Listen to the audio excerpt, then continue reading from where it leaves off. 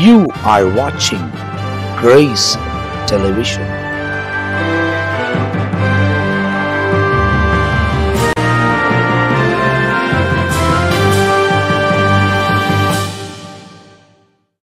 ஆண்டவரும் அருமை இரட்சகராக இயேசு கிறிஸ்துவின் நாமத்தினால் உங்கள் யாவருக்கும் எங்களுடைய அன்பின் வாழ்த்துக்களையும் ஸ்தோத்திரங்களையும் தெரிவித்துக் கொள்கிறேன். தேவனுடைய பெரிதான கிருபையால் சுவிசேஷம் என்ற ஒரு பகுதியில் உங்களை சந்திப்பதிலே நாங்கள் மிகவும் மகிழ்ச்சி அடைகிறோம். தொடர்ந்து சுவிசேஷத்தை உங்களுக்கு அறிவிப்பதிலே நாங்கள் மிகவும் மகிழ்ச்சி அடைந்து இந்த வார்த்தைகள் உங்களுக்கு பிரசங்கிக்க பரிசுத்த ஆவியானவர் இரக்கம் பாராட்டுகிறார். அதிலும் தேவனால் பயன்படுத்தப்படுகிற தேவனுடைய திருசபையை நடத்துகிற தேவனுடைய ஊழியக்காரர்கள் நம் மத்தியில் வந்து கர்த்தருடைய வார்த்தைகளை பகிர்ந்து கொண்டு வருகிறார்கள். முதிர்ச்சியான அனுபவங்கள், தேவனோடு நடந்த விதங்கள் எல்லாமே இந்த பகுதிகளிலே நாம் தெரிந்து வருகிறோம். அதே நேரத்தில் வசனத்தின் ஆதாரத்தோடு கூட பரிசுத்த ஆவியானவர் அதிகாரப்பூர்வமாய் பேசுகிறதை நாம் பார்க்கிறோம். எனவே போன பகுதியில் நீங்கள் பார்க்கும் போது தொடர்ச்சியாக நம்ம மத்தேயு எழுதின சுவிசேஷம் முடித்து மார்க் எழுதின சுவிசேஷத்தை தற்போது தியானித்து வருகிறோம். அதில் 1ஆம் அதிகாரத்திலிருந்து 4ஆம் அதிகாரத்தில் நாம் இப்போது தியானித்து கொண்டு வருகிறோம். மார்க் எழுதின சுவிசேஷம் 4ஆம் அதிகாரம் 32ஆம் வசனம் வரை போன பகுதியில் பார்க்கப்பட்டிருக்கிறது. இந்த பகுதியில் 33லிருந்து 41ஆம் வசனம் வரை ஒரு சில காரியங்களை குறித்து சொல்லப்பட்டிருக்கிறது. அதில் முதலில் 2 வசனங்கள் இயேசு கிறிஸ்து சீஷர்களோடு கூட பேசின காரியங்களும், 35ஆம் வசனத்திலிருந்து 41ஆம் வசனம் வரை அந்த இடத்துல காற்றும் கடலும் அவருக்கு எப்படி அடங்கினது என்ற சம்பவத்தையும் இந்த இடத்துல மார்க் தன்னுடைய சுவிசேஷத்தில் பதிவு பண்ணுகிறார். ஏற்கனவே மத்தேயு இவைகளெல்லாம் பதிவு செய்திருந்தாலும் மார்க் ஒரு சில காரியங்களை மீண்டுமாய் பதிவு செய்கிறதை நாம் பார்க்கிறோம். ஒரு சில சின்ன மாற்றங்கள் அங்கங்கே அவர்களுக்கு கண்பட்டதை அவர்கள் எழுதியிருக்கலாம். அவைகள் எல்லாவற்றையும் நாம் இப்போது ஆராய்ந்து அறிய போகிறோம். முதலாவது இந்த பகுதியில் நம்ம மத்தியில் ரெவரண்ட் ஜான் பீட்டரை அவங்க பகிர்ந்து கொள்ள போகிறாங்க. நம்ம நேரடியாக நிகழ்ச்சிக்குள்ள கடந்து போகிறோம். பிரியமானவர்களே, மீண்டும் உங்களை சந்திக்க ஆண்டவர் கொடுத்த கிருபைக்காக தேவனை துதிக்கிறோம். போதகர் சொன்னதைப் போல இப்பொழுது நாம் வாசிக்கிற இந்த பகுதி ஏறக்குறைய 4 சுவிசேஷத்திலும் நாம் பார்க்க முடியும். குறிப்பாக மத்தேயு, மார்க்கு, யோவான் ஆகிய சுவிசேஷத்தில் பார்க்க முடியும். ஏற்கனவே சொன்னதைப் போல சீஷர்கள் 3.5 வருஷம் கூட தான் இருக்காங்க. அவங்க கூட இருந்தும் அவர்கள் சரியாய் ஆண்டவருடைய காரியங்களை புரிந்து கொள்ளவில்லை. அதனால் அவர்கள் புரிகிற அளவுக்கு தெளிவாய் ஆண்டவர் வார்த்தைகளை சொல்லிக் கொடுத்தார். ஒரு நல்ல ஆசிரியர் யாருன்னு சொன்னால் மாணவர்கள் புரியும்படி கற்றுக் கொடுக்க வேண்டும். அப்படி இல்லாவிட்டால் கடைசி வரைக்கும் அவர்கள் குழப்பமடைந்து வெற்றியை நோக்கி போக முடியாது. கற்றுக் கொடுத்தலின் நோக்கமே தன்னை விட நல்ல நிலைக்கு வர வேண்டும் என்பதுதான். அப்போ ஆண்டவர் ஒரு நல்ல போதகர், அவர்கள் புரியும் வண்ணமாய் கற்றுக் கொடுத்தார். இப்படி அந்த ஓமை மூலமாக சொல்லப்பட்ட பின்பு 35ஆம் வசனத்தில் அன்று சாயங்காலத்தில், இப்போ ஆண்டவர் எப்பவுமே ஒரு திட்டமிட்டு செயல்படுகிறவர். திட்டமிட்டு இன்றைக்குரிய வேலை நாளைக்குரியது, நாட்களை வீணடிக்கிறவர் அல்ல, நாட்களை பயன்படுத்தி கொள்ளுகிறவர். ஏன்னா மனுஷனுக்கு கொடுக்கப்பட்ட நாட்கள் அன்றன்றைக்கு அந்தந்த காரியத்தை நிறைவேற்ற வேண்டும். அதனால இவர் தான் செய்தது மட்டுமல்ல, தன்னை பின்பற்றுகிற மக்களும் இவைகளை முறையே செய்ய வேண்டும் என்றுதான் அந்த காரியங்களை செய்கிறார். இப்போ எல்லாத்தையும் சொல்லி விலைக்கு சொன்ன பிறகு அவருக்கு எவ்வளோ களைப்பெல்லாம் இருந்திருக்கு. அவர் உடனே பயணத்தை தொடங்குகிறார். பயணத்தில் அந்த பயணத்தை தொடங்கும் போது அவர் சொல்லும்போது பிரச்சனை இல்லை. எப்பவுமே பயணத்தில் போராட்டங்கள் இருக்கிறது, பிரயாணத்தில் போராட்டம். ஆனால் போராட்டத்துக்கு பிறகு ஒரு மிகப்பெரிய அமைதியை கூட பார்க்க முடியும். இப்போ இந்த பிரயாணத்தில் என்ன நடக்கிற ஒரு வார்த்தை சொல்லுகிறார், அந்த கரைக்கு போக வேண்டும். ஒரு கடலின் ஒரு பக்கம் இருக்கிறார், இப்போ அடுத்த கரைக்கு போக வேண்டும். ஏன் அங்கே போகணுங்கிறதுல அர்த்தம் இருக்கு. 5ஆம் அதிகாரத்தில் ஆண்டவர் நோக்கம் இல்லாமல் ஒரு காரியம் சொல்ல மாட்டார். எழுந்திருங்கள் என்றும் செபியுங்கள் என்றும் புறப்படுவோம் என்றும். ஏன்னா அவர் சர்வ வல்லவர், முக்காலத்தையும் அறிந்தவர், எல்லாமே அவருக்கு தெரியும். அவர் ஒரு பெரிய தீர்க்கதரிசி. அவரே எல்லாவற்றையும் படைத்தவர். மனுஷனுக்கு அந்த தன்மை இல்லை. என்ன இவர் எப்பப்பா இப்படி சொல்றாரு, திடீர்னு அங்க போகணுன்றாருந்தா மனுஷன் யோசிப்பானே தவிர, ஆண்டவர் முன்கூட்டியே எல்லாவற்றையும் அறிந்தவர் அப்படி சொல்லுகிறார். சரி, ஏன் அந்த கரைக்கு போவோம் வாருங்கள், அழைப்பு கொடுக்கிறார். அப்ப திரளான ஜனங்கள் கூட இருக்காங்க. திரளான ஜனங்கள் 36ஆம் வசனம் சொல்லுது, ஜனங்களை அனுப்பிட்டு. ஏன்னா எல்லாரும் கூட வர முடியாது. இவங்க அக்கறைக்குன்னா வேற பக்கம்லாம் கூட சுற்றி வந்துடுவாங்க. எவ்வளவு கஷ்டம் இருந்தால் கூட கரையை நீந்தி வர முடியாத கடலை வேற பக்கம் கூட சுற்றி வர முடியும். ஆனால் இந்த இடத்துல அவங்கள அனுப்பிட்டு படவில் இருந்தபடியே அவரை கொண்டு போனார்கள். வேறே படவுகளும் அவரோடு கூட இருந்தது. இப்போ ஆண்டவர் நீங்கள் போவோம், சில இடத்துல போங்கள்னு சொன்னார். நீங்கள் குறிப்பாக இதே மார்க் 6ஆம் அதிகாரத்தில் நீங்கள் பார்க்கும்போது 6:45 52 வரைக்கும் படித்து பார்த்தால் இன்னொரு பகுதி அங்கே குறிப்பிடப்பட்டிருக்கு. அது இங்கே இந்த காற்று பிரச்சனை இருக்கு, அங்க இதே சம்பவத்தை வேறு விதமாக சுட்டி காட்டுகிறார். அப்போ இப்படி ஆண்டவர் கூட தான் இருக்கிறார். 3 கூட்டம் அங்க இருக்கு. ஒன்று ஆண்டவர், இன்னொன்று சீஷர்கள், மூன்றாவது அவரிடத்தில் நன்மை பெற வந்த கூட்டம் அங்கே இருக்கிறது. அப்ப ஜனங்களை அனுப்பிட்டு இவரும் கூட இருக்கிறார், சீஷர்களும் கூட இருக்கிறாங்க. படவுகளில் பிரயாணம் தொடங்குகிறது. படவு அப்போ அதில் போகும்போது ஒரு பிரச்சனை வருது. எப்பவுமே ஒரு காரியம், நல்ல காரியம் நடக்கும்போது ஒரு பிரச்சனைக்கு பிறகுதான் அந்த நல்லதை நாம் அனுபவிக்க முடியும். ரொம்ப லகுவா உடனே எல்லாம் கிடைக்கிறது இல்லை. அப்போ அதுதான் இந்த இடத்துல சம்பவம். மனுஷன் வாழ்க்கையில் கூட எடுத்த உடனே ஒரு நன்மை வேண்டும் என்று ஆலயத்துக்கு வரும்போது கூட சிலர் வந்த உடனே நன்மை கிடைக்கணும், வந்த உடனே சுகம் கிடைக்கணும், வந்த உடனே ஆசீர்வாதம் கிடைக்கணும்னு யோசிக்கிறாங்க. ஆனால் சில பல பாதையிலே போகணும். அதை போலதான் இங்க பின்னாலே ஏதோ ஒரு நன்மையை கடவுள் வைத்திருக்கிறார். அதனால பயணத்தை தொடங்கும் போது ஒரு சோதனை வருது. என்னது? 37 பலத்த சுழல் காற்று. காற்று அப்படிங்கிறது வழக்கமா அடிக்கக்கூடியது தான். காற்று இல்லைன்னா மனுஷன் சுவாசிக்க முடியாது, சுகமடை ஒரு நல்லதொரு ஹெல்த் சுகத்தோடு இருக்க முடியாது. காற்று தேவைதான். ஆனால் இன்னும் பலமான காற்று, பலத்த சுழல் காற்று. பலத்தங்கிறது இன்னும் அதிகமானது. சுழல் காற்று என்பது சுத்தி சுத்தி அடிக்கிறது. மனுஷன் போக முடியாது, முன்னேறி செல்ல முடியாது. ஒண்ணு ஒதுங்கணும், இல்லாவிட்டால் அப்படியே நிக்கணும், ஆபத்தை நோக்கி போகிற நிலை.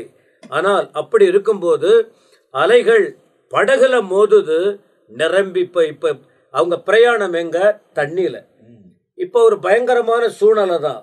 பிரயாணத்தில் மேடு பள்ளங்கள் உண்டு. அதாவது ஒருவேளை நம்ம இங்க உட்கார்ந்து பேசுறதுக்கு சுலபமா இருக்கலாம், அது பிராக்டிக்கலா அந்த இடத்துல போனவங்களுக்குலாம் அதோடைய சூழ்நிலை தெரியும். அதனால தான் அனுபவம் உள்ளவர்கள் சொல்லுவார்கள். எப்பவுமே சில காரியத்தை பாருப்பா, நாங்க அனுபவிச்சுதான் உங்களுக்கு சொல்றோம், நீங்க ஏற்றுக்கொள்வது ஏற்றுக்கொள்ளாதது உங்க இஷ்டம். அதனாலதான் இந்த பிரசங்கத்துல கூட நாம சொல்றோம், நாங்க இதுக்கு முன்னாடி இப்படி இருந்தோம், எங்கள் வாழ்க்கையில என்னென்னவோ வந்தது, ஆனா நாங்க அதெல்லாம் மேற்கொண்டு வந்தோம் கடவுள் தயவினால. இன்றைக்கு உங்களுக்கு நாங்க சொல்றோம், நீங்களும் ஓரளவுக்கு இதை பின்பற்றினீங்கன்னா, வேதத்தை படித்தால், வேத வார்த்தையை கேட்டால் உங்களுக்கு கொஞ்சம் சுலபமா போக முடியும். ஆனா பிரச்சனைகள், எதிர்ப்புகள்லாம் வரும். அதை கண்டு ஓடிடக்கூடாது. அப்படிங்கிறதுக்கு அடையாளமா தான் நாங்களும் சொல்லுகிறோம். வேதமும் அதற்கு முன்மாதிரியாக நமக்கு விளக்கி காட்டுகிறது. அப்போ அந்த பலத்த சுழற்காற்று அந்த இடத்துல படகு நிரம்பத்தக்கதாக அலைகள் அதன் மேல் மோதிட்டு, அங்க படகு ஒரு மேல மழையெல்லாம் வந்தா அது ஒரு பாதுகாப்பா இருந்திருக்குமா தெரியல. கப்பல்ல அந்த அனுபவம் இருக்கு. படகுல நம்ம பார்த்த வரைக்கும் மீன் பிடிக்கிற படகுல அவ்வளவு மேல பாதுகாப்பா இருந்ததா என்னன்னு தெரியல, நமக்கு தெரியல. இது அந்த காலத்துல நடந்தது. இந்த காலத்துல நவீனத்துவம் உயர்ந்து இருக்கிறதுனால சில பாதுகாப்பு அமைப்பெல்லாம் போட்டிருப்பாங்க. அப்போ வெறும் ஒரு தட்டு தான், அதுல அவங்க பிரயாணப்பட்டு போகணும். அத்தனை பேரும் பிரயாணம் அவ்வளவு பாதுகாப்பா இருக்கிற சூழ்நிலை. ஏன்னா தண்ணி எல்லாம் உள்ள வருது. ஆமா, தண்ணி அழுந்தது, நிரம்பிச்சுன்னு வேற சொல்லப்படும். நிரம்புதுங்கிறதுனால அது திறந்த நிலை போலதான் இருந்திருக்கணும் அந்த பிரயாணத்துல. அப்போ உடனே அவங்க என்ன செய்யறாங்க? 38ஆம் வசனத்துல ஆண்டவர் தலையணைய வைத்து நித்திரையாயிருந்தார். ஏன் அவர் தூங்குறாருன்னா நம்ம பைபிள்ல பார்க்கிறோம், இஸ்ரவேலை காக்கிறவர் உறங்குவதும் இல்லை தூங்குவதும் இல்லை. தேவன் தம்முடைய ஜனங்களை பாதுகாக்கிறவர், எல்லாரையும் பாதுகாக்கிறவர் தான், தம் ஜனங்களை பாதுகாக்கிறவர். அப்படி பார்க்கும்போது இங்க ஏன் தூங்குறாருன்னு சொன்னா, இவர் தேவன் மனிதனாய் வந்தார். மனிதனாய் வந்ததுனால அவருக்கு தாகம் எடுத்தது, பசி எடுத்தது, உடல் களைப்பு. ஏன்னா அவர் ராத்திரி பகலா உழைக்கிறவர், இரவெல்லாம் ஜெபம், பகலெல்லாம் ஊழியம், உடல் களைப்பு இருக்கு. அதனால அந்த களைப்பு தேவன் மனிதனாய் வந்ததினால மனுஷனுக்குரிய தன்மையை அவர் வெளிப்படுத்தும்படி அந்த தூங்கிக்கிட்டு இருக்கிறார். அவர் கொஞ்சம் ரெஸ்ட் தேவைப்படுது. அப்போ உடனே அதை கூட இருக்கிற பிரச்சனை, அதான் சொல்ல பாருங்க, பிரச்சனை வந்தா மனுஷன் யாருக்கிட்ட தான் போகணும்? ஆண்டவர்கிட்ட தான் போகணும். இவங்களும் அந்த இடத்துல போயிட்டு அவரை தட்டுறாங்க. அப்போ பிரச்சனை வந்தால் ஆண்டவர் அன்றைக்கு தூங்கினார், இன்றைக்கு அவர் தூங்கல. அவர் உயிருள்ள தேவனாய் இருக்கிறார். ஏன் கூப்பிடுகிற மனுஷனுக்கு அவர் உதவி செய்வதற்கு இன்றைக்கும்.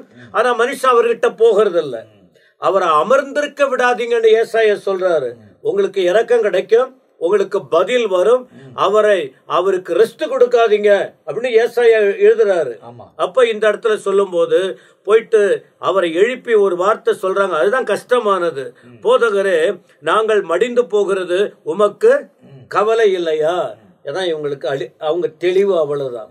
இவர் தானே சொன்னாரு, இவர் தானே அற்புத அதிசயம் நடப்பித்திருக்காரு. எத்தனை நன்மைகளை இவங்க கண்டாங்க. ஆனா அதை பார்த்த பிறகு இவங்க இன்னும் அந்த தெளிவு வரல. எகிப்து தேசத்திலிருந்து வெளியே வந்த உடனே மோசேனால் நடத்தப்படும் போது செங்கடல் பிளக்கப்படுகிறதே கண்ணால பாக்குறாங்க. எல்லா அற்புதமும் தன் கண்களுக்கு முன்பாக நடக்குது. மண்ணா கொட்டுது, தண்ணீர் எல்லாமே நடக்குது. ஆனாலும் அந்த ஜனங்களுக்கு அந்த நம்பிக்கை இல்லாத முறுமுறுத்து கொண்டே இருந்தாங்க. ஏன்? அந்த ரத்தம் தானே அது, அந்த ஊர்ல தானே நடக்குது. அதன் பிறகு பாருங்க, அவங்க கவலை இல்லையான்னு கேட்டாங்க. ஆண்டவருக்கா கவலை இல்லை. அவர் தான் சொல்ற, நீ கவலைப்படாத, நீ ஏன் கவலைப்படுற, நான் உனக்கு உதவி செய்யறேன்னு அவர் சொல்றாரு. அப்ப எழும்பினார், எழுந்து காற்றை அதட்டி கடலை பார்த்து இறையாதே அமைதலாய். ஒரே ஒரு வார்த்தை தான் சொன்னார். இது எங்கே நடந்திருக்குமா? உலக சரித்திரத்துல, விஞ்ஞான உலகத்துல பல தவறு இல்லது. புராணங்கள், இதிகாசங்கள், பல சாட்சிகள் என்னென்னவோ சொல்றாங்கள. வேதத்தில் சொல்லப்பட்டதை போல இந்த சம்பவத்தை நிரூபிக்கக்கூடிய அளவுக்கு ஏதாவது சம்பவங்கள் உலகத்துல சொல்ல முடியுமா? ஏன்னா அந்த அறிஞர்களே சொல்றாங்க அப்படியெல்லாம் இல்ல.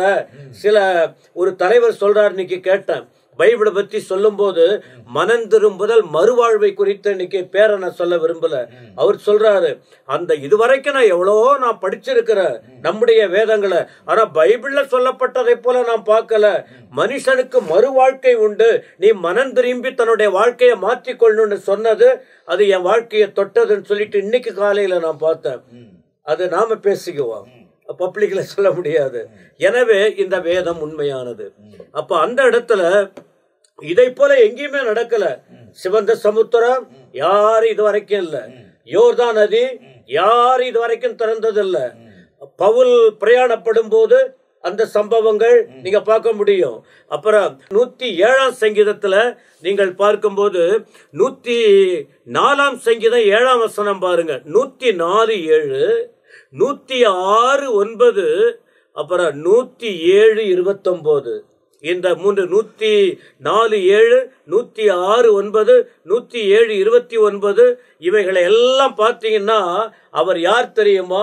கொந்தளிப்பை அமர்த்துகிறவர், தன்னுடைய வார்த்தையால் அதட்டுகிறவர். அப்படியே நின்று இருக்கு பாருங்க.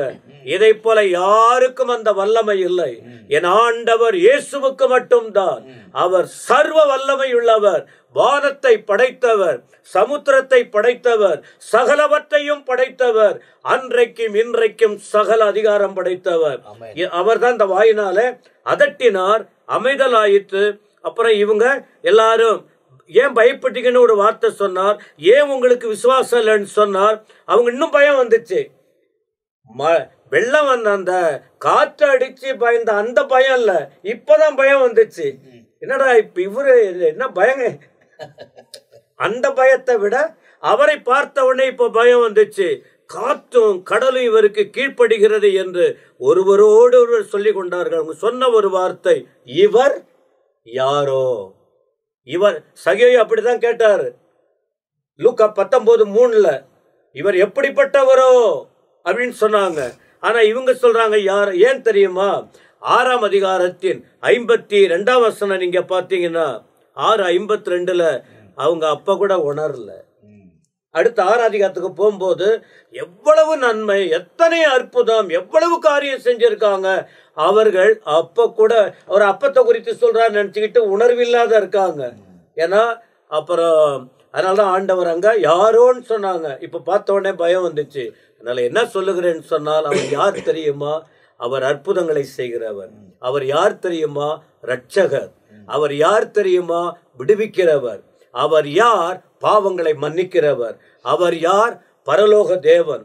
அவர் யார்? நமக்காக மரித்தார், அடக்கம் பண்ணப்பட்டார், உயிரோடு எழுந்தார், இன்றைக்கும் உயிரோடு இருக்கிறார், பரலோகத்துக்கு போயிருக்கிறார், அவர் மீண்டும் வரப்போகிறார், ஜனங்களை ஆசீர்வதிக்கிறவர், கடைசியில் இந்த உலகத்தை நியாயம் தீர்க்கக்கூடியவர். இந்த ஆண்டவர் அனைவருக்கும் தேவை. அன்றைக்கு அற்புதங்களை செய்தார், இன்றைக்கும் அற்புதங்களை செய்கிறார். என்ன தெரியுமா? அவரை நம்பணும், வார்த்தையை விசுவாசிக்கணும், வாழ்க்கையை ஒப்பு கொடுக்கணும். இப்படி இருக்கும்போது அவர் யார் என்பதை புரிந்து கொள்ள முடியும், பரலோக இன்பத்தை அனுபவிக்க முடியும். இந்த பகுதியில் உள்ள காரியங்கள் நமக்கு விளக்கப்பட்டிருக்கிறது. 33, 34 வசனத்துல நீங்க பார்க்கும் போது அவர் அநேக ஓமைகளாய் அவரோடு கூட பேசினார். ஓமையே அல்லாமல் அவர்களோடு கூட அவர் பேசவில்லை என்று எழுதப்பட்டிருக்கிறது. தனித்து இருக்கும் போது அவர்களுக்கு அதை விளக்கி சொல்லி இருக்கிறார் உட்கார்ந்து. ஏன்னா இவங்களை கொண்டுதான் உலகம் முழுவதும் சுவிசேஷம் அறிவிக்கணும். ஒருவேளை இதை பேசும்போது வெறும் இஸ்ரவேல் மக்களுக்கு மாத்திரம் ஒருவேளை செய்தி அனுப்பக்கூடியதா இருந்தாலும் அவர்களுக்கு எல்லாருக்கும் அறிவிக்க வேண்டியது இவர்களை கொண்டு தேவன் அறிவித்தார். அவங்களுக்கு ஆண்டவர் விளக்குகிறார். இந்த பகுதிகளில் இன்னும் கூடுதலான எதனால் தகவல் இருந்தா ரெவரண்ட் மெல்கிசேதேக் அவர்கள் பகிர்ந்து கொள்வார்கள். இந்த இடத்துல நம்ம பார்க்கும் பொழுது ஆண்டவர் அவர்களுக்கு உவமைகளால ஆண்டவர் பிரீச் பண்றாரு. அவர்கள் கேட்டறியும் திராணிக்கு தக்கதாக அவர் இப்படிப்பட்ட அநேக உவமைகளால் அவர்களுக்கு உபதேசம் பண்ணினார். ஆண்டவர் அதிகமாக தமது சீஷர்களுக்கு கற்றுக் கொடுத்ததுமின்றி அவர்களுக்கு முன்பாக அற்புதங்களையும் செய்ய ஆரம்பித்தார். இப்ப பாருங்க, காற்றும் கடலும் இவருக்கு கீழ்ப்படுகிறதே என்று இவர் எப்படிப்பட்டவரோ என்று அவரை பார்த்து பயப்படுகிறாங்களாம். ஏன்னா காற்றையும் கடலையும் அதட்டுகிறார் இவர். இறையாதே அமைதலாயிரு. அந்த கொந்தளிப்பு அமைதல் உண்டாயிற்று. அப்போ அவங்க ஒருவர் பேசுறாங்க. இயேசு அவர்களை பார்த்து 40ஆம் வசனத்துல அவர்களை நோக்கி, ஏன் இப்படி பயப்படுகிறீர்கள்? ஏன் உங்களுக்கு விசுவாசம் இல்லாமல் போயிற்று? கூடத்தானே வச்சுட்டு இருக்கிறாரு. எல்லாத்தையும் அவர் கட்டுத்தானே கொடுக்கிறாரு. அவர் போதிக்கும் பொழுது சில நேரங்களிலே அவர்களுக்கு புரியவில்லை என்றால் தனித்து வந்து ஆண்டவர்கிட்ட வினாவுவாங்க. தனித்து வந்து ஆண்டவர்கிட்ட பேசுறாங்க. ஆண்டவரே, நீ சொல்லுகிற காரியம் எங்களுக்கு புரியவில்லை என்றும்போது ஆண்டவர் அவர்களுக்கு விளக்கி சொல்லியிருக்கிறார். அதனால்தான் இங்க வசனம் சொல்லுகிறது, அவர்கள் கேட்டறியும் திராணிக்கு தக்கதாக. இப்ப சின்ன பசங்களை உட்கார வச்சு பிளைன் இப்படி போகுது, பிளைன் அப்படி வருது, எப்படி மெக்கானிக் இப்படி போனா அவங்களுக்கு ஒன்றுமே புரியாது. அது எப்படி போகுது, எப்படி வருதுன்னு தெரியாது. ஏன் இந்த காலத்துல இருக்கிற பெரியவங்களுக்கே அது தெரியாது. ஆனா அவங்க புரிந்து கொள்ள வண்ணமாக அதை செயல் வடிவில இலிஸ்ட்ரேஷன் வழியாக அதை சொல்லும் பொழுது உண்மையாகவே அவர்கள் அறிந்து கொள்வார்கள். இப்ப ஆண்டவர் கூட அவங்களுடைய கேட்டறியும் திறமை என்ன, அவங்களுடைய தாளந்து என்ன ஆண்டவருக்கு தெரியும். ஒண்ணு கற்றுக் கொடுக்கிறார். ஏன்னா நமக்கு அடுத்து இவங்க தானே செய்ய வேண்டும், நமக்கு அடுத்து இந்த ராஜ்யத்தின் சுவிசேஷத்தை இவர்கள் தானே கொண்டு செல்ல வேண்டும் என்று விசுவாசத்தில அவர்களை பலப்படுத்திட்டு வந்தாராம். அப்ப பலப்படுத்திட்டு வந்து பாக்குறாரு, காற்றும் கடலும் அமைதி ஆகுது, ஆனா இவங்க பயந்து நிற்கிறாங்க. அப்பதான் ஆண்டவர் அவங்களை பார்த்து சொல்றாரு, ஏன் பயப்படுறீங்க? உங்களுடைய விசுவாசம் ஏன் இல்லாமல் போயிற்று? 41வது வசனம், அவர் அவர்களை நோக்கி, ஏன் இப்படி பயப்படுகிறீர்கள்? ஏன் உங்களுக்கு விசுவாசம் இல்லாமல் போயிற்று என்று சொல்லி அவர்கள் மிகவும் பயந்து, இவர் யாரோ, காற்றும் கடலும் இவருக்கு கீழ்ப்படுகிறதே என்று ஒருவர் பேசி கொள்ளுகிறார்கள். மிகவும் பயம், ரொம்ப பயந்துட்டு இருக்கிறாங்க. கூடவே இருக்கிறாரு. ஆனா இவரு சாதாரண ஆள் இல்ல போலகுதப்பா. இவர் மகிமையான காரியங்கள, ரொம்ப இயற்கைக்கு மேலான காரியம். இதை நம்ம பார்க்கும் பொழுது 1 சாமுவேல் 12ஆம் அதிகாரம் 22ஆம் வசனத்துல ஆண்டவர் செய்கிற மகிமையான காரியங்களை வேதத்தில் அநேக பட்டியல் சொல்லப்படுது. நீங்கள் எப்படியும் கர்த்தருக்கு பயந்து உங்கள் முழு இருதயத்தோடும் உண்மையாய் அவரை சேவிக்க கடவீர்கள். அவர் உங்களிடத்தில் எவ்வளவு மகிமையான காரியங்களை செய்தார் என்பதை சிந்தித்து பாருங்கள். நம்முடைய ஆண்டவர் செய்கிற காரியங்கள்னா மகிமையான காரியங்கள். என்ன மகிமையான காரியம்னா, யாத்திராகமம் 14ஆம் அதிகாரம் 31வது வசனம், கர்த்தர் எகிப்தியரில் செய்த அந்த மகத்தான கிரியையை இஸ்ரவேலர் கண்டார்கள். அப்பொழுது ஜனங்கள் கர்த்தருக்கு பயந்து கர்த்தரிடத்திலும் அவருடைய ஊழியக்காரராகிய மோசேனிடத்திலும் விசுவாசம் வைத்தார்கள். செங்கடல பிறந்தாரு, இங்க ஒண்டி செய்யல. ஏற்கனவே மகத்தான காரியங்கள், மகிமையான காரியங்களை ஆண்டவர் செஞ்சார். இதை பார்த்தவன ஜனங்கள் விசுவாசம் வைக்கிறாங்க தேவன் மேல. மோசேன் மீது விசுவாசம் வைத்தார்கள்.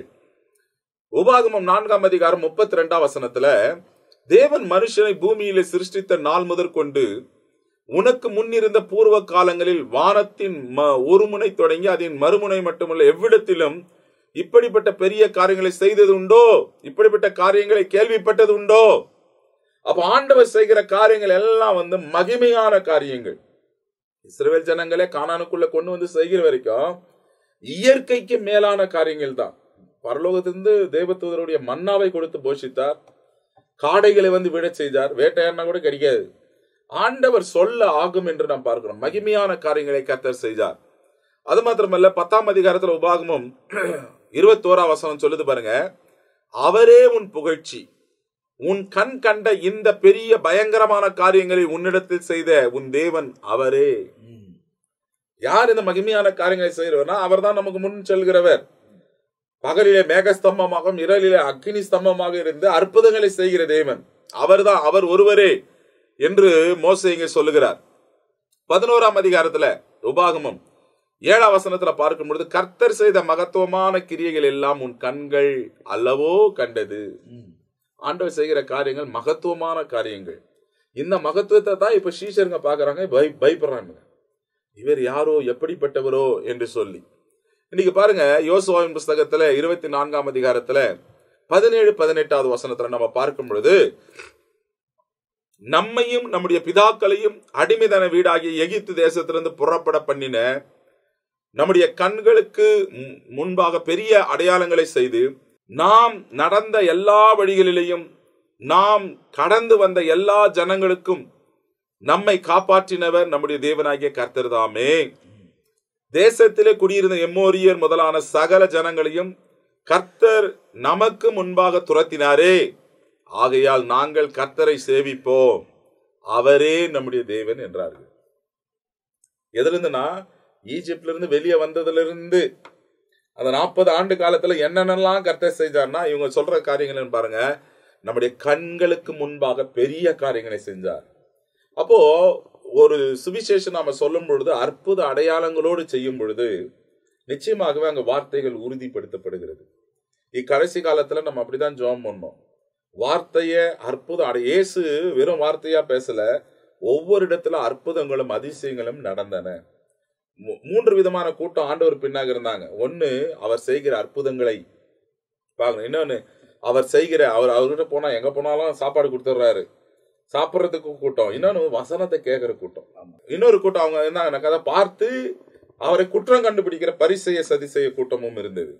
ஆண்டவர் யாருன்னா இருக்கட்டும், கூட வச்சுக்கிறவங்களை வச்சுக்கிட்டு ஆண்டவர் செய்கிற காரியங்களை செய்து கொண்டே இருந்தார். சாதாரண காரியங்கள் அல்ல, மகிமையான காரியங்கள். காற்றையும் கடலையும் அதற்றினார். இங்க மாத்திரமல்ல, பழைய ஏற்பாட்டிலையும் ஆண்டவர் அற்புதமாய் செங்கடல் வழியாக நடத்தி வந்த ஆண்டவர். இன்னைக்கு அதெல்லாம் இங்க கோடிட்டு காட்டுறாங்க. தேவன் மகிமையான காரியங்களை செய்தார். இன்னைக்கு நம்முடைய ஆண்டவர் அவர்கள் புரிந்து கொள்ள வண்ணமாக எளிய ரீதியில ஆண்டவரோட விசுவாசம் எங்கே, உங்க நம்பிக்கை எங்க போச்சு அப்படின்னு சொல்லி அவங்களை பலப்படுத்தும்படியாக திரும்ப அவர்களை எழுப்பினார். இப்ப இந்த பகுதியில் நீங்க பாப்பீங்க அப்படின்னு சொன்னாக்கா 33-34 வசனம், இந்த 2 வசனத்துல ஊமைகளை குறித்து அவர் பேசியிருக்கிறார். எனக்கு அதுல ரொம்ப விஷயம் என்னன்னாக்கா, சீஷர்களோடு இருக்கும்போது தனித்து அவைகள் எல்லாம் ரொம்ப தெளிவா அவங்களுக்கு விளக்கி சொல்லி இருக்கிறார். அதை மார்க் எழுதுறார். ஒருவேளை மத்தேயு அதை எழுதாமல் இருக்கலாம், மார்க் அதை எழுதுகிறார். ஏன்னா அந்த இடத்துல அவர் எவ்வளவா விளக்கி சொல்லியிருப்பார் அவங்களை உட்கார வச்சு. ஏன்னா ஆண்டவர் தம்முடைய பிள்ளைகள் தனித்து வரும்போது அவங்களோடு கூட இருக்கும்போது நிறைய காரியங்களை விளக்கக்கூடியவராக இருக்கிறார். அப்போ அடுத்தது இந்த காற்றும் கடலும் அவருக்கு கீழ்ப்படிந்ததை கண்டு சீஷர்கள் பயந்தார்கள். முதல் அலைகளை கண்டு பயந்தவர்கள், இரண்டாவது தன்னோடு கூட இருந்து இயேசுவையே பார்த்து அதிகமாய் பயப்படுகிறார்கள். காரணம், காற்றும் கடலும் அமைதலாயிற்று என்பதை நாம் பார்க்கிறோம். அப்போ ஏதோ தனியா பேசியிருப்பார் அவங்களோட அப்படின்னாக்கா ஒவ்வொரு ஓமைகளை அவங்களுக்கு விளக்கி சொல்றாரு. ஏன் விளக்கி சொல்றாரு அப்படின்னு சொன்னாக்கா, அவர்கள் புரிந்து கொண்டால் அவர்கள் அடுத்தது, ஏன்னா இவர் பலியாடாதான் உள்ள வந்திருக்கிறார், கொஞ்ச காலம் மாத்திரம்தான் இவர் அந்த ஊழியத்தை நிறைவேற்ற போகிறார். இவருடைய காலங்கள் நிர்ணயிக்கப்பட்டிருக்கிறது. எவ்வளவு நாட்கள், எவ்வளவு நேரம், ஏன்னா அதுதான் என் வேலை வந்தது என்று அவர் எழும்பி எருசலேமுக்குள்ள கடந்து போனதை வேதத்தில் எழுதப்பட்டிருக்கிற தன் வேலையை அறிந்து கொள்ளக்கூடியவராக இருந்தார். அதை எக்ஸ்டெண்ட் பண்ணலான்ற மனசெல்லாம் அவருக்கு இல்லை. இந்த வேலைக்காகவே நான் வந்தேன் அப்படின்றத அவர் பேசினது யோவான் எழுதின சுவிசேஷத்தில் சொல்லப்பட்டிருக்கிறது. ஸோ அதனால அந்த வேலைக்காக வந்ததை, அந்த வேலையின் நோக்கமாகவே அவர் இருந்தார் என்பதை நம் தெளிவாய் வேதத்தில் புரிந்து கொள்ள முடிகிறது. அப்படியானால் எல்லாவற்றையும் அதுக்குள்ளே இவர்களுக்கு விளக்கி சொல்ல வேண்டும். ஒருவேளை ஜனத்தின் நடுவிலே சில ஓமைகளை அவர்கள் சொல்லி ஜனங்களுக்கு எல்லாவற்றையும் அவர் விளக்கி சொன்னாலும், இன்னும் அதுக்குள்ள இருக்கிற ஆழமான கருத்துக்களை சீஷர்களோடு கூட அவர் தொடர்ந்து பகிர்ந்து கொண்டே இருந்தார். அதனாலதான் தனித்து தேவ சமூகத்துல உட்கார்ந்து இருப்பது நமக்கு ரொம்ப பிரயோஜனம். மோசே கர்த்தருடைய சமூகத்துல கூப்பிட்டாரு, அவர் போனாரு. 40 நாள் அளவும் அந்த மலையில தேவ மகிமையில அவர் இருந்து தேவன் பேசினதெல்லாம் கேட்டு வந்தபடியால் தான் அடுத்த 40 ஆண்டு காலங்கள் அந்த ஜனங்களை நடத்தி கொண்டு போக அவரால் முடிந்தது. அதே போல வேதத்தில் உள்ள தீர்க்கதரிசிகள் எல்லாம் பாருங்கள், வேதத்தில் உள்ள நியாயாதிபதிகள் எல்லாம் பாருங்கள், தேவனால் நடத்தப்பட்ட, மனசாட்சியின் காலத்தில் நடத்தப்பட்ட ஆபிரகாம் முதல் கொண்டு ஒவ்வொரு காரியத்தையும் கவனித்து பாருங்கள். யாரெல்லாம் கர்த்தருக்கு செவி கொடுத்தாங்களோ கர்த்தர் அவங்களெல்லாம் தெளிவான பாதையில நடத்தி இருக்கிறதாக வேதத்துல ரொம்ப தெளிவாய் துல்லியமாய் நமக்கு போதிக்கப்பட்டிருக்கிறது. அப்ப இந்த பகுதிகளிலே அவர்களுக்கு சொல்லுகிறது மாத்திரம் இல்லாமல் அடுத்து அவர் எழுதுகிற சம்பவம் அந்த கடல் மேல் நடந்த விஷயம். ஏன்னா இதே சம்பவம் தான் 6ஆம் அதிகாரத்திலையும் வேற விதமாய், அதாவது வேற ஒரு நிகழ்வு நடந்ததை, அந்த இடத்துல இதே கடல் சம்பந்தப்பட்ட ஒரு நிகழ்வு அங்கே நடக்குது. அதில் வேற விதமாக இயேசு போகிறார், இதில் கூடவே இருக்கிறார். அதில் ஆண்டவர் கடல் மீது நடந்து போகிற காரியத்தை குறித்து மத்தேயும் எழுதியிருக்கிறார், அதை மார்க்கும் எழுதுகிறார். அப்போ இந்த இடத்துல நீங்கள் பார்ப்பீங்க அப்படின்னு சொன்னாக்கா, நீங்கள் ஆண்டவரை நம்பி ஆண்டவர் உங்களோடு கூட செயல்படும் போது அது எவ்வளோ பெரிய புயல் காற்றாக இருந்தாலும் அதை அமைதலாக்க தேவனால் முடியும் என்பதை நாம் விசுவாசிக்க வேண்டும். ஒருவேளை நாம் ஆண்டவரோடு கூட இருக்கும் போதே பல காரியங்கள் நமக்கு நடந்தாலும் தேவனோடு கூட நம்பி அவருக்கு உங்களை ஒப்பு கொடுங்க, நிச்சயமாய் ஆண்டவர் உங்கள் வாழ்க்கையில மேன்மையான காரியங்களை செய்வார். ஏன்னா நம்ம வாழ்ந்து கொண்டிருக்கிறது இந்த கடைசி நாட்களில் கடைசி பகுதிகளில் வாழ்ந்து கொண்டிருக்கிறோம். சுவிசேஷத்துக்கு நாம் செவி கொடுத்தே ஆக வேண்டும், கிறிஸ்துவின் போதனைக்கு செவி கொடுத்தே ஆக வேண்டும். அந்த வழிகளில் நடக்கிறவன் தான், ஏன்னா அவர் இல்லாமல் வேற வழியே நமக்கு இல்லை. அவர்தான் வழி, அவரை நாம் பின்பற்ற வேண்டும். அவரை பின்பற்ற வேண்டும் என்றால் அவர் போதித்திருக்கிற போதனைகளை கை கொண்டு நடக்க வேண்டும். பிரசங்கிப்பதும் ஒருவேளை சுலபமா இருக்கலாம், கேட்பதும் ரொம்ப சுலபமா இருக்கலாம், அதன்படி நடந்தே ஆக வேண்டும்.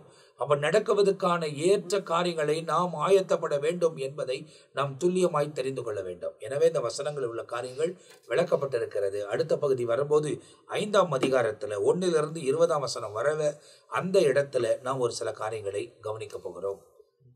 இதுல ஒரே ஒரு வார்த்தை, 4ஆம் அதிகாரம் மார்க்கு 4ஆம் அதிகாரத்துல 33ஆம் வசனத்துல நாம் படித்து பார்க்கும் பொழுது, இந்த 4ஆம் அதிகாரத்திலே அநேக காரியங்களை ஆண்டவர் ஓமையின் வடிவத்திலே அந்த சத்தியத்தை சொல்லி கொண்டு வருகிறார். சொன்ன தேவன் எதற்காக அப்படிப்பட்டதான காரியங்களை புரிந்து கொள்வதற்காக சொன்னார் என்பதை குறித்து அவரே இந்த 33ஆம் வசனத்துல சொல்லும் பொழுது, அவர்கள் கேட்டு அறியும் திராணிக்கு தக்கதாக அவர் இப்படிப்பட்ட அநேக ஓமைகளினாலே அவர்களுக்கு வசனத்தை சொன்னார். இன்னைக்கு அநேகர், நாம் யாரை குற்றப்படுத்த வேண்டிய அவசியம் அல்ல, இன்னைக்கு அநேக தேவ பிள்ளைகள் ஒரு சத்தியத்தை சொல்லுகிறார்கள். ஆனால் அவர்களுடைய திராணிக்கேற்றபடி, வளர்ச்சிக்கேற்றபடிதான் மக்களுக்கு போதிக்கிறார்களை தவிர, அந்த விசுவாச மக்கள், பாமர மக்கள், எழுத்து அறிவில்லாத மக்கள், படிப்பு அறிவில்லாத மக்கள் புரிந்து கொண்டு சத்தியத்தை அறிந்து கொண்டு அதற்கான காரியங்கள் என்ன என்று அவர்கள் கடைபிடிப்பதற்கு ஏதுவாக பிரசங்கிப்பது அநேக வேளையில் தவறு செய்கிறார்கள். ஆனால் இயேசு தெளிவாக ஒரு காரியத்தை நமக்கு கற்றுக் கொடுக்கிறார். இந்த 4ஆம் அதிகாரத்துல எதற்காக அவர் அநேக காரியங்களை ஓமையின் வடிவத்தில் சொன்னாருன்னா அவர்கள் புரிந்து கொள்ளும்படி. அதை சொல்றார் பாருங்க, அவர்கள் கேட்டு அறியவும் திராணிக்கு தக்கதாக. அப்போ அந்த வசனத்தை கேட்கிறவங்க, அதை படிக்கிறவங்க, அந்த திராணிக்கு தக்கதாக அவர் இப்படிப்பட்ட அநேக ஓமைகளினாலே அவர்களுக்கு வசனத்தை சொன்னார். அப்ப இதை கேட்கிறவங்க ஒருவேளை தேவ ஊழியர்களா இருக்கலாம். நாம் பிரசங்கிக்கிற காரியங்கள், நாம் எடுத்து சொல்லுகிற காரியங்கள் எல்லாம் தேவ பிள்ளைகள் அல்லது மற்றவர்கள் புரிந்து கொள்ளுகிற அளவுக்கு அந்த திராணிக்கேற்றபடி அவர்கள் யார். ஒருவேளை படிப்பு அறிவில்லாத இடத்துல போயிட்டு நான் ஆங்கிலத்தில் போய் பேசினா அது என்ன பிரயோஜனம்? அல்லது அவங்க புரிந்து கொள்ளுகிற தன்மைக்கு ஏற்ற மேலான காரியத்தை நான் சொன்னா என்ன பிரயோஜனம்? ஆனா இயேசு அப்படி அல்ல. அந்த ஜனங்கள் புரிந்து கொள்ளத்தக்கதான திராணிக்கேற்றபடி வசனத்தை சொன்னார். அப்ப இந்த இடத்துல இந்த ஓமைகளை குறித்து அந்த இடத்துல எழுதப்பட்டிருக்கிறது. அது குறித்து நாம் இப்போது கேட்டோம். எனவே இந்த பகுதியில் உள்ள காரியங்கள் உங்களுக்கு தெளிவாய் விளக்கப்பட்டிருக்கிறது. அடுத்த பகுதியில் 5ஆம் அதிகாரத்தில் நாம் பார்க்க போகிறோம். 2 விதமான காரியங்கள். அந்த இடத்துல ஒரு மனிதன், பிசாசு பிடித்திருந்த ஒரு மனிதன் சுகமாக்கப்படுகிறதையும், ஒரு பெண் மீண்டுமாய் தன் ஜீவனை பெற்றுக்கொள்கிறதையும். அப்போ இந்த இடத்துல இந்த 5ஆம் அதிகாரத்தில் இருக்கக்கூடிய சம்பவங்களை அடுத்த பகுதியில் நாம் பார்க்க போகிறோம். ஒரு பகுதியாக பார்க்க போகிறோமா, 2 பகுதியாக பார்க்க போகிறோமா என்பதை அந்த பகுதிக்குள்ளே போகும்போது தான் நேரத்தை பொறுத்தது நமக்கு ஒவ்வொரு காரியமும் நம்ம அறிந்து கொள்ள முடியும். எனவே இந்த பகுதி வரைக்கும் பார்த்து கொண்டிருந்த நீங்கள் இதுக்கு முந்தின பகுதிகள் எல்லாம் பார்க்கும்போது அநேக காரியத்தை வேதத்தின் வாயிலாய் புரிந்து கொள்வீர்கள். ஒரு சிலர் ஃபோனெல்லாம் பண்ணி பேசினாங்க. பேசும்பொழுது நீங்கள் பேசுகிற அந்த சுவிசேஷம் எங்களுக்கு ரொம்ப பிரயோஜனமாக இருக்குது, அதை நாங்கள் கேட்குறோம், இதோடைய எபிசோடெல்லாம் இன்னும் இருக்கிறதா அப்படின்லாம் என்னை ஃபோன் பண்ணி கேட்கும்போது அங்கங்கே இருக்கிற ஜனங்கள் அதை பார்க்கிறார்கள், அவங்களுக்கு அது பிரயோஜனப்படுகிறது. எனவே தொடர்ந்து நீங்களும் எங்களுக்காக ஜெபியுங்கள், நாங்கள் உங்களுக்கு ஜெபிக்கிறோம். நம் சுவிசேஷத்தை கேட்போம், சுவிசேஷத்தில் சொல்லப்பட்டிருக்கிறபடி நடக்க அர்ப்பணிப்போம். ஆண்டவர் நம்முடைய வாழ்க்கையில் மேன்மையான காரியங்களை செய்வார். எனவே அடுத்த பகுதியில் உங்களை சந்திக்கிற வரை தற்போது நாங்கள் உங்கள்கிட்ட விடைபெறுகிறோம். கர்த்தர் உங்களை ஆசீர்வதிப்பார். ஆமென்.